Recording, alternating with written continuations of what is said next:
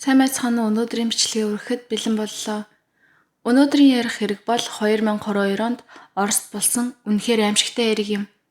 1996 оны 2 сарын 7-нд төрсэн Аннагийн бага нас маш хүндхэн өнгөрсөн. Гэр бүл нь ядуу, хэцүү амьдрал туулсан. Аав нь байхгүй, ээж нь Аннаг ганцаараа өсгөж түрээсийн байранд амьдарч байв. 12 нас хүртлээр Анна тогтсон орон гэргүй байсан. Аннагийн ээж нь чадлынхаа хэрээр хөдөлмөрлөж байсан ч охиноо тэжээхэд хангалтгүй. Аргагүй ирэхэнд охиноо аавынхын талын имэдэн даатгахаар болдог. Аннагийн аав нь хариуцлагагүй найдваргүй нэгэн байсан ч Аннагийн эмээ бол огт өөр хүн байв. Тэр охиноо өөр дээр авч халамж тавьж чадсан. 12 настайдаа Анна анх удаа өөрийн гэсэн ор өрөөтэй болж арай доктортой орчинд амьдрах боломжтой болжээ. Гэхдээ ингэснээр ээжтэйгээ улам холдож эхэлсэн. Ээж нь өөр хот руу ажил хийхээр нүүсэн бас эрэгтэй хүнтэй ч уулздаг болсон байв. Аннагийн амьдрал өмнөхөөсөө арай дээрдсэн ч сэтгэл дотроо ээждээ хаягдсан мэдрэмжийг хизээж орхиж чадаагүй. Багаасаа эцэг ихтэй орхигдсон доктортой гэр бүлд амьдарч чадаагүй Аннагийн сэтгэл зүйд ганцаардал гүн гүнзгий хуримтлагдаж эхэлсэн. Энэ дотоод өвдөлт нь улмаар хоолны эмгэг, сэтгэл гутрал болон илэрчээ. Аз болж имэн Аннаг зүгээр орхисонгүй. Охиноо дэмжиж уран сайхан урлагаар сэтгэлээ илэрхийлэх боломжийг нь дэмжиж чин сэтгэлээсээ тусалж байв. Анна чимээгийнхаа дэмжлэг, хайр халамжаар урам авч баг-багаар өөрийгөө олж уран бүтээлдээ сэтгэлээ зориулж эхэлсэн. Түүний урлагийн ертөнц маш өвөрмөц содон байлаа. 15 настайдаа тэрээр өөрийн дотор байгаа бүхнийг бие дээрээ шивээс болгохоор шийдсэн. Гэхдээ Оросд 18 нас хүрээгүй хүнд шивээс хэлхийг хориглодог хуультай.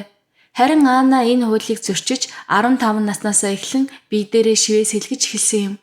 Анна өөрийн гэсэн өвөрмөц ялгарах стилийг олж авч байлаа. Ирээдүйн төлөө ууггүй хичээсэн. Авто засварын хичээл суудаг байсан. Бас компьютер програмчлал сурч шивээс хийж хажуугаар нь ажил хийж байв. Үүнтэй зэрэгцэн өвөрмөц төрх хэм маягаараа сошиал ертөнцид танигдаж эхэлсэн. Хүн бүр Аннаг нэг харсан бол мартахын аргагүй төрхтэй гэж хэлдэг байлаа. Урт ус, олон пирсинг, нүүр болон бие дүүрэн шивээстэй, маш зоригтой, өөртөө итгэлтэй хувцаслал. Бүх зүйл нь энэ бол Анна гэж танигдахаар байв. Тэрээр аним сонирхдаг байсан. Тэр анх Оросын Facebook гэж хэлж болох V-Contact дээр өөрийн стилээ хуваалцаж эхэлжээ. Орост 2022 оноос эхлэн Facebook, Instagram зэрэг метагийн платформуудыг хориглосон байдаг. Оросын цэргийн эсрэг хүчирхийлэл өдөөн төрхсөн гэх шалтгаанаар тэдгээрийг хаасан гэдэг. Анна 2014 оноос сошиал ертөнцид өөрийн өнгө төрх бүтээлээ хуваалцаж эхэлсэн. Сургуулаа төгсмөгц хамгийн их хүсдэг ажил болох шивээсчин болох замыг сонгожээ. Тухайн үед Аннагийн бие бараг бүхэлдээ шивээстэй болсон байв. Шивээсний олон төрөл байдаг. Анна бол аним дүрслэлээр төвлөрсөн шивээс эдгээрээ алдартай. Цаашлаад зөвхөн шивээс идэх хүн байхаа болоод сошиал медиа дээр идэвхтэй контент бүтээгч, аним дүрийн хувцалтаар контент хийдэг, онлайн график дизайн ба програмчлалын сургалт гээд жинхэнэ инфлюенсер болсон юм.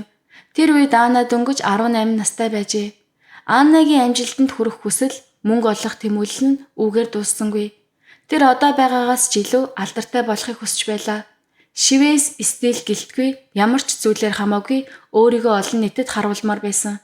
Тэгээд нэг удаа Оросын телевизийн Tomboy гэх нэртэй нэвтрүүлгийн шалгаруулалтанд оролцжээ. Гэвч тухайн нэвтрүүлэг хүссэн Tomboy имижтэй тиймч тохирохгүй байсан тул Анна шалгарч чадаагүй. Шалгаруулалтанд унсан ч Анна шантраагүй. Харин ч улам урам авч шивээсний газартаа анхаарал хандуулж эхэлсэн. Тэр шивээс хийдгээрээ Санкт-Петербург хотод нэлээд нэр хүндтэй болж чаджээ. Анна TikTok дээр 29 мянга гаруй дагагчтай байв. Тухайн үеийн хувьд бол маш том амжилт.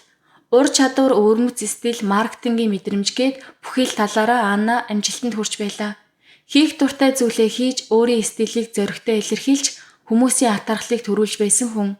Аннаг биширдэг, шивээс сэлгүүлдэг олон хүмүүсийн нэг нь Маргарита нэртэй эмэгтэй байв. Маргарита Аннагаар шивээс сэлгүүлээд маш хангалуун байсан. Маргарита 5 жилийн турш үерхсэн найз залуу Дмитрий гэж байв. Маргарита Дмитрийд хэлжээ. Би энэ шивээс чинь үнэхээр дуртай. Чи ч бас очиод шивээс сэлэг гэжээ. Тэгээд Дмитрий Анна дээр очиж шивээс сэлэхэр болдог. Гэхдээ тэр шивээс нэг удаагийн үйл явц биш байлаа. Олон удаагийн давтамжтайгаар хийх байсан тул Анна Дмитрий хоёр уулзах бүртээ улам дотн болж эхлэв. Тэд ярилцаар байгаад бие биенээ ойлгодог, адилхан зүйл дуртай болохоо мэдэрчээ. Хоёулаа урлагт дуртай, шивээсэн тайртай, Бүр нүүрэн дээрээ үртэл шивэстэй байв. Гадаа төрх төдийгүй дотоод ертөнцийн ч төстэй мэт Аннад санагджээ. Димитри бол Аннагаас 2 насаар дүү. 1998 онд төрсөн Москватын унган иргэн. Димитри багада ээжигээ алдаж удалгүй аав нь өөр эмэгтэйтэй дахин гэрэлсэн. Энэ бүх зүйл нь Димитригийн сэтгэлд гүн шарх үлдээжээ. Тэр маш дотгошоо дуу цөөнтэй ичимхий нэгэн байв. Гэхдээ интернет ертөнцид бол эсэргээрээ маш идэвхтэй, итгээ дагуулгатай, хачирхалтай постууд оруулдаг байлаа. Оршуулгын газар очиж зураг дарж нийтэлдэг. Надаас дүү хүүхдүүдийн булш дундуур алхах дуртай гэх мэт аимшигтай зүйл бичдэг байжээ. Тэрч байтугай секс хамтрагчийн тухай бичихтэй хитрхи их жинтэй хүн эсвэл 16 наснаас дээш хүн байж болохгүй гэж нийтэлсэн байв. Энэ үед тэр Маргаритатай үерхэж байсан шүү дээ. Түүнчлэн интернетэд найз охин маань зүгээр л арьсан зөөлөн хүн гэх мэт доромжилсан байдлаар бичиж байсан. 18 настайтай Димитри Санкт Петербург руу нүүж компьютерийн инженерээр ажиллаж эхэлжээ. Гэхдээ тэр хууль зөрчиж хулгайн эрэгт холбогдож байсан. Мөн цэргийн албанд татагдхаас татгалцсан. Орос цэргийн албанаас татгалцсан хүнийг гадаад руу явахыг зөвшөөрдөггүй. Хэрвээ хил давах гэж оролдвол хорих ялтай байдаг. Димитри энэ бүхнээ Аннад бүгдийг нь хэлээгүйч бага насны зовлон бэрхшээлээ хуваалцсанаар хоёул илүү дотн болсон. Димитрийн шивээсийг бүрэн дуусгах хүртэл нэлээд хугацаа шаарджээ. Тэр хугацаанд хоёр биенээ ойлгож улам бүр дотноссон байлаа. Машины үзэсгэлэн урлагийн ивент, шивээ сонирхчдын цуглаан гээд бүх зүйлд хамт явж үнэхээр салшгүй найзууд мэт харагддаг болсон. Мэдээж энэ бүхнийг Маргарита хараад их уурлаж хардаж эхэлсэн. Ямар ч байсан түүний зүүн совин зүв байжээ. Үнэхээр Анна Димитри хоёр өөр харилцаатай байсан юм. Маргарита анханасаа өөрийн хамгийн хайртай шивээсчин болох Аннаг найз залуудаа танилцуулсан хүн байсан. Гэтэл одоо Анна түүний хайртай хүнтэй нууц харилцаатай байхыг мэдсэн нь Маргаритаг улам ихээр шаналгаж уурлуулж эхэлжээ. Москва хотоо орхиод Санкт Петербург руу нүүж ирсэн нь Димитригийн төлөө байсан. Энэ газар таньдаг хүнч байхгүй байсан тул Маргарита бүхий л анхаарлаа зөвхөн Димитрид хандуулдаг байв. Тиймээс с жиг айдас нь улам нэмэгдсэн. Димитри Анна хоёрын харилцаа Маргаритагийн хий хоосон хардаж буй төсөөлөл биш байсан. Димитри Анна хоёр Маргаритагийн сэжгэлж байгааг болиулахын тулд хамтдаа түүнтэй уулзаж бид хоёрын хооронд тийм зүйл байхгүй, битгий буруу ойлгоорой гэж тайлбарлахыг оролдсон. Гэвч Маргарита тэдний үгэнд итгэсэнгүй. Тэр шөнө өвлийн хүдэнд ундлахын хувцастайгаа гэрээсээ гарч үйлэн гүйжээ. Маргарита тэднийг арай ч ингэж худлаа ярина гэж бодоогүй. Гэхдээ удалгүй бүрч сочирдон баримт ил болжээ. Түүний найз залуу Димитри Аннад машин авч өгсөн байв. Энэ мэдээг сонсоод Маргарита жинхнээсээ уурлаж ухаан алдахад хүрч тэр машиныг нь хулгайлан эвдэж орхисон. Маргаритаг хамгийн их зовоож байсан зүйл нь найз залуу нь өөр бүсгүйд хайр халамж тавьж түүнд хизээч өгдөггүй зүйлсийг Аннад өгч байгаа явдал байв. Димитри Аннаг хайрлаж түүнд бэлэг өгч менежер шиг нь хандаж байсан. Энэ явдлын дараа Димитри Маргаритагаас албан ёсоор салсан. Тэгээд удалгүй Аннагийн найз залуу болсон гэдгээ зарлжээ. Удалгүй Димитри Аннагийн амьдралыг бүхэлд нь хянаж эхлэв.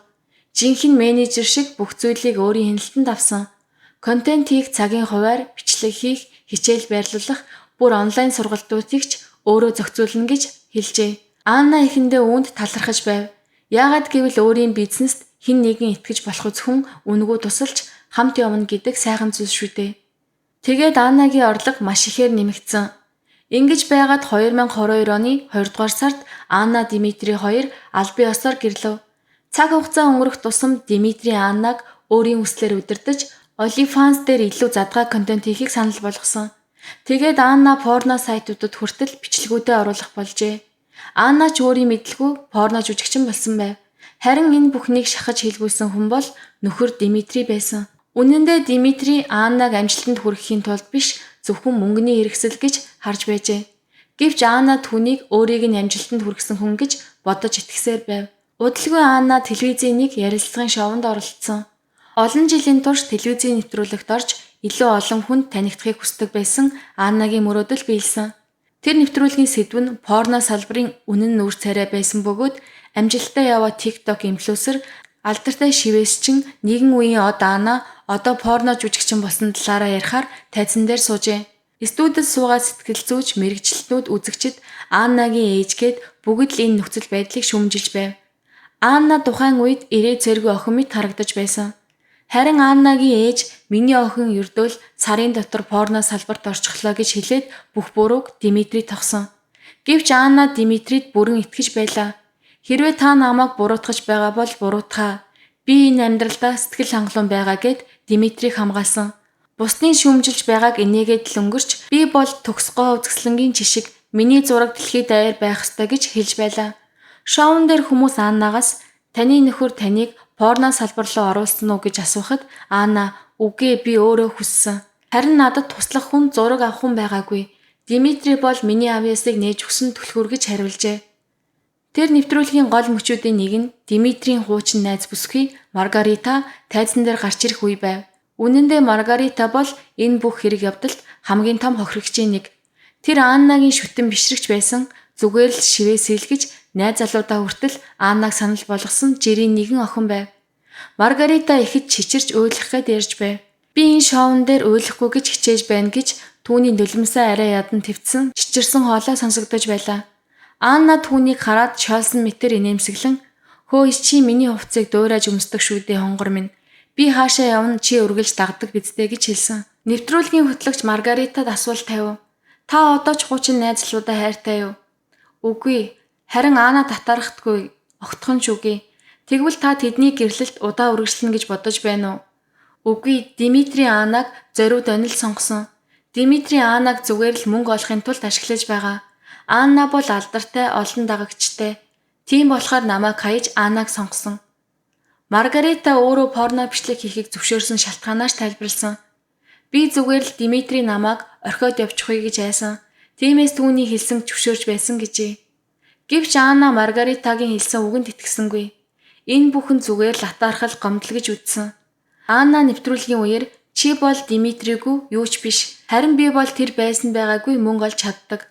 Олон ажил эрхэлдэг хүчрхэг эмэгтэй." Тэр үед нэвтрүүлгийн хөтлөгч дахин Маргаритад хандан "Та одоо ч Димитрийг эргэж ирээсэй гэж хүсэж байна уу?"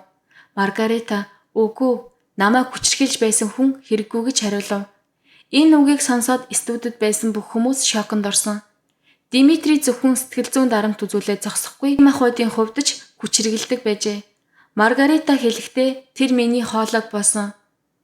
Харин Анна энэ үгэнд нь шууд хариулж "Чи л эхэлж дайрсан шүү дээ. Тиймээс Димитри өөрийгөө хамгаалсан. Анна Димитрийн хүчирхийллийг хамгаалж зөвтгсөн." Маргарита тайлбарлахдаа тэд салах үед Димитри ачаад сүнхээ баглаад гарах гэж байхдаа Маргаритагийн хоолойг чанга боосон гэж хэлсэн. Нэвтрүүлгийн хөтлөгч болон студид байсан мэргэжилтүүд бүгд Аннагийн хандлага Димитрийн үйлдэлд ихэд уурлаж бухимдсан. Аннагийн ээжид хандан "Таны охин ийм эрэгтэйтэй гэрэлсэн нь таныг айллахгүй байна уу гэж юу гэж асуухад Аннагийн ээж инэмсэглээд "Миний мэдэх Димитри тийм хүн биш. Тэр маш намуухан, тайван хүн шүү дээ" гэж хэлжээ. Тэр охиноо хүчирхийлэгчтэй амьдарч байгааг хүлээн зөвшөөрөхөөс татгалзсан. Гэвч үнэндээ Анна бол Димитрийн дарамт шахалтаар порно салбарт орсон байлаа. Ингэж байтал Димитри өөрөө тайзан дээр гарч иржээ. Хөтлөгч түүнээс "Яагаад та Маргаритаг орхисон бэ?" гэж асуухад Димитри хэлсэн. "Та өөрөө харалтаа ойлгомжтой байгаа биздэй" гэж Маргаритаг ил доош нь нээсэн. Димитри Маргаритаг хэд мэдрэмтгий олон ааштай гэж хэлжээ. Нэвтрүүлгийн зочин сэтгүүлч Аннад нэг асуулт тавив. "Хуучин найз охиноо хүчирхийлж байсан хүн таныг хизээж тэхгүй гэдэгт итгэлтэй байна уу?" Гэвч Анна тэр бүхнийг үгүйсгээд "Тэр надад үргэлж сайн ханддаг. Энэ хувцас, гоо сайхны бараа, машин, уран зураг бүгд түүний өгсөн билег" гэж хэлсэн. Гэхдээ энэ бүгд Аннагийн олсон мөнгөөр авсан зүйл шүү дээ. Димитри зүгээр л түүний ажлын цаг онлайнд хуваар зэргийг гаргадаг. Бодит ажлыг Анна хийж байсан. Нэвтрүүлгийн төгсгөл хэсэгт Аннагийн нэг дотны найз тайзан дээр гарч ирлээ. Тэр найз нь маш ноцтой зүйлийг илчилсэн юм. Димитри Аннад порно бичлэг хийхийг шахаж байсан. "Би Анна ийм ажил хийхийг хүссэн гэдэгт итгэхгүй байна. Анна Димитри өмнөх найз бүсгүй болох Маргаритатай порно бичлэг хийж байсан гэдгийг мэдэж байсан. Анна би зураг авалтаа зогсооно гэж хэлэх болгонд Димитри "Тэгвэл би чамайг орхино, өөр хүн олно" гэж сүрдүүлдэг байсан.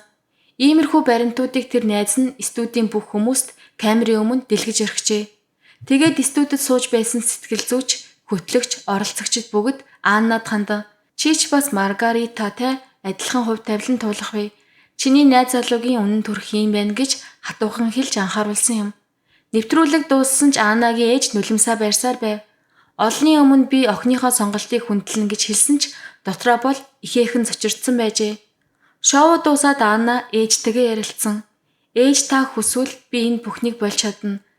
Надад ээжтэйгээ байх нь бүхнээс чухал гэж хэлэхэд хажууд байсан Димитри хүртэл хэрвээ чи үнэхээр болмоор байвал би дэмжнэ Анна гэж жүжиглэн дэмжиж байгаа мэт дүр эсгсэн. Тэр мөчид Анна баяртай байв. Миний амьдрал төгс байна гэж итгэж байсан. Сайн мөнгө олдог, нөхөр нь хайрлаж халамжилж ирээдүйг хамтдаа төсөөлж байлаа. Өмнө нь Димитри IT компанид ажилладаг байсан ч Аннаг таних ашиг орлого нь нэмэгдмэгц өөрийн бүх ажлаа хаяж зөвхөн Аннагийн амьдралаар амьдрах болжээ. Анна үүнийг эхэндээ анзаараагүй ч сүүлдээ энэ байдалд нь дургүй болж эхэлсэн. Харилцаа нь аажмаар муудаж хэрүүл маргаан ихсэж нэг удаа Анна ээж рүүгээ залгажээ. Ээжээ би Димитригээс холдохыг хүсэж байна.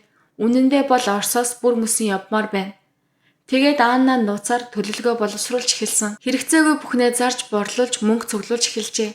Цаад зорилго нь шинэ амьдралаа эхлүүлэх, шинэ газар руу явах. Тэр газар нь Солонгос байв. Анна Азийн соёлд маш дуртай байсан. Солонгост хэд хэдэн найзтай тэр тэнд шин шивээсний газар байгуулахаар шийдсэн байв. Ингээд л энэ үеэр Анна нэгэн шин залуутай танилцсан. TikTok контент хийгч Кэрол байлаа. Тэр хоёр болзоонд явж ихээхэн дотн харилцаатай болжээ. Анна Кэрол Димитригийн тухай ярьж эхэлсэн. Энэ хүн ажил хийхээ болоод шууд л миний олсон мөнгөн дээр амьдрах гээд байна. Миний хөдөлмөрөөрөө олж буй бүх мөнгөнд шунаж намайг ашиглаж байна гэжээ. Анна улам уурлаж цөхөрч Димитрид дургүй болов. 7 сарын сүүлээр Анна Димитри хоёр бүр мөсөн салжээ. Димитри Аннагийн байшингаас бүх юмаа аваад гарсан. Тэр өөрийн амьдралаас Димитригийн үлдээсэн бүх улмөрийг арилгахыг хүсэж байлаа. Анна хурдан бүх машин эд хөрөнгөө зарах гэж оролцсон. Зарчихвал Солонгос руу явах төлөвлөгөөтэй байв. Гэвч Димитрид бол Оросоос явах боломж байгаагүй. Учир нь тэр цэргийн албанаас зайлсхийсэн тул хуулиар Оросоос гадагш явах эрхгүй болсон байсан. Тийм болохоор тэр Аннаг явуулна гэдэгтээ итгэж чадахгүй байв. Анна салсан ч Димитри дотроо боломж бий буцаж ирнэ гэж найдсаар байсан. 2022 оны 7 сарын 31 Анна Кэролтой болзоонд яваад гэртээ ирсэн. Тэр арай Кэролд мессеж бичжээ. Одоо хангалттай бидний хооронд бүх зүйл дууссан. Чамайг дахиж харахыг хүсэхгүй байна. Үүнийг үнссэн Кэрол шоконд орсон. Өчигдөрхөн л инээлдэж хамтдаа хөгжилдөж байсан хүн гинэт ингэж салсанд итгэж чадахгүй байлаа. Гэхдээ тэр өдрөөс хойш Анна TikTok дээр тогтмол пост оруулсаар л байв. Онлайнаар сургалтаа сурталчилж, селфи оруулж, хувцас зархаар зар тавьсан байв. 8 сарын ихээр Димитри хэдэн найзтайгаа уулзсан. Тэдний нэг нь Аннатай ч бас сайн найз байсан хүн. Тэр өдөр Димитри итгэмээргүй аимшигтай зүйл хэлжээ. Анна өмнө надад хэлж байсан.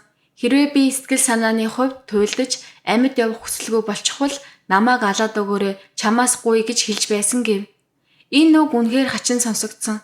Хүн бүр мэддэг байсан. Анна сэтгэл гутралтай, сэтгэл зүйн хүнд асуудалтай нэгэн байсан.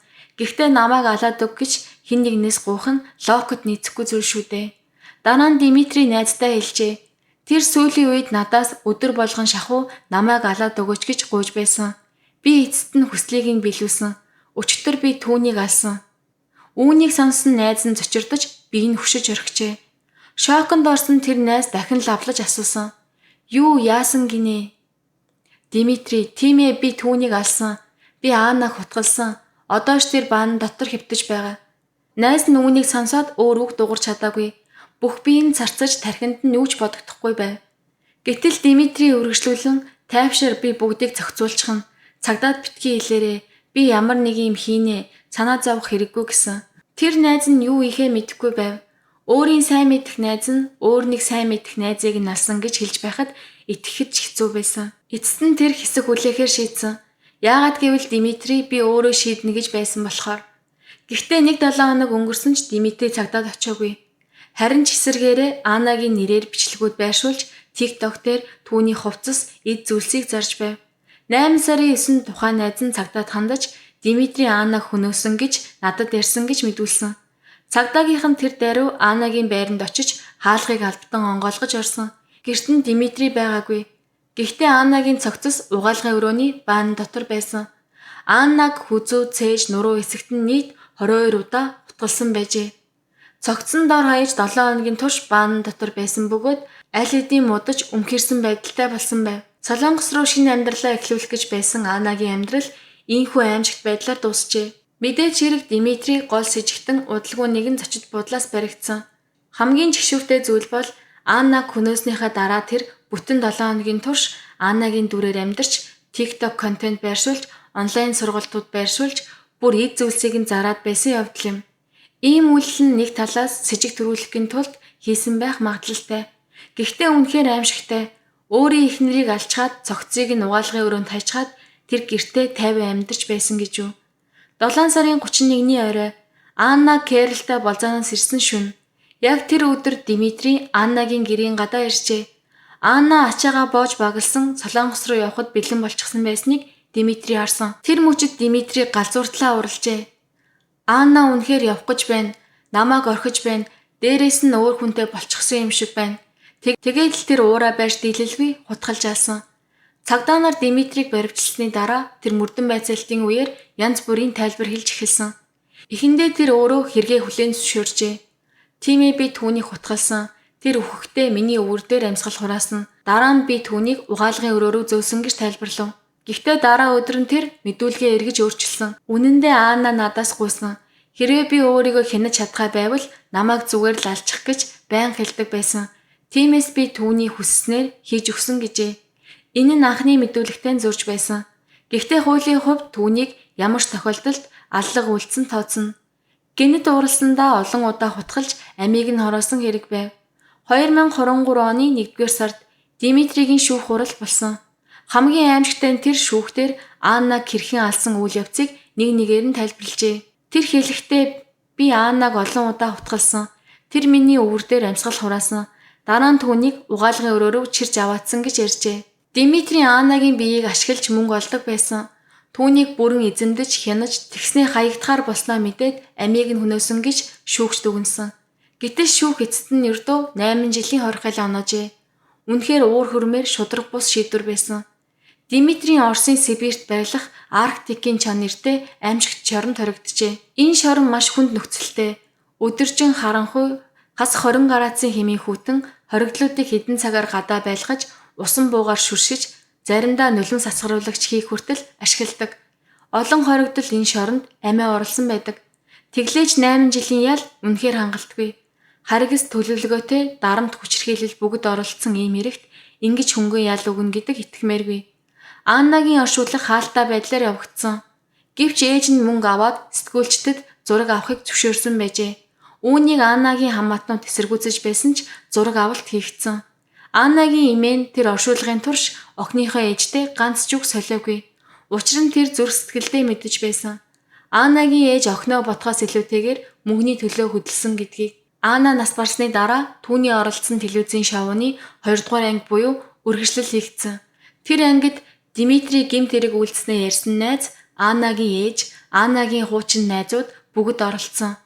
Бүгдээрээ шоуны оролцогчийн хөлс авчээ.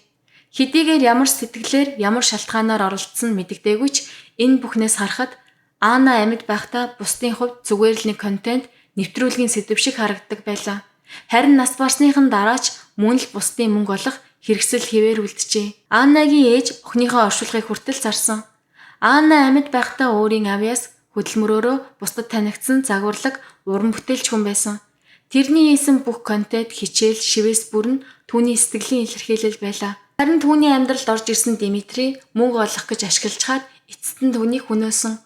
Анна бол зүгээр л өөрөөрөө байж өөрийнхөөрөө амьдрахыг хүссэн, амжилтанд хүрэх гэж зүтгэсэн, хайрлагдахыг хүссэн нэгэн эмэгтэй. Түүнийг хохирогч болгох ёсгүй. Илүү хатуу шийтгэл, шудраг шүүлт хэрэгтэй байв. Өнөөдрийн хэрэг маань энэ үрээ дуусаж байна. Үнэхээр харамсалтай, аимшигтай явдал байсан ч бид хизээч ийм зүйл дахин давтагдах ёсгүй гэдгийг санаж үлдэх ёстой.